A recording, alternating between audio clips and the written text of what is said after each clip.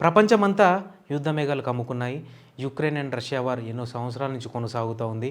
And రీసెంట్‌గా start అయిన Iran versus USA and Israel war కూడా కొనసాగుతూ ఉందన్నమాట. సో, ఈ 2 యుద్ధాలు జరుగుతున్న సమయంలోనే ఇంకో యుద్ధం మొదలవబోతుందా అనే ప్రశ్న మనందరికీ కలగక మానదు. ఎందుకో చెప్తాను వినండి. USA and South Korea naval military డ్రిల్‌ని నిర్వహిస్తుంది.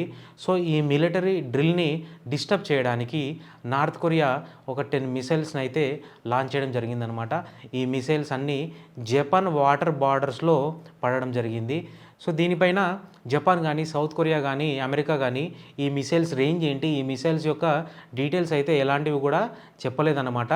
కానీ ఈ 10 మిసైల్స్ ఏవైతే లాంచ్ చేయడం జరిగిందో వాటికి రిటాలియేషన్‌గా అమెరికా గానీ, సౌత్ కొరియా గానీ, జపాన్ గానీ యుద్ధం ప్రకటిస్తే, లేదా అవి కూడా మిసైల్ లాంచ్ గానీ వీటికి ఆన్సర్‌గా ఇస్తే, అప్పుడు ఈ జరుగుతున్న యుద్ధాల వల్ల కలిగే నష్టాలకి మరింత ఆద్యం పోసినట్టు ఈ north Korea, Japan, south Korea కూడా యుద్ధంలో భాగం అవ్వాల్సిన సిచ్యువేషన్ అయితే నార్త్ కొరియా క్రియేట్ చేసిందనమాట. ఈ నార్త్ కొరియా గురించి మనం ఎప్పుడు వింటూనే ఉంటాం. కిమ్ జాంగ్ ఉన్ ఇతను ఒక అటెన్షన్ సీకర్ అనమాట. ఎక్కడో ఇరాన్, అమెరికా యుద్ధం చేస్తుంటే ఈ నార్త్ కొరియా వార్నింగ్స్ ఇవ్వడం జరుగుతుంది. ఇప్పుడైతే ఏకంగా సౌత్ కొరియా అండ్ అమెరికా చేస్తున్న మిలిటరీ నావల్ డ్రిల్‌ని డిస్టర్బ్ చేయడానికైతే ఏకంగా మిసైల్స్‌ని లాంచ్ చేయడం జరిగిందనమాట.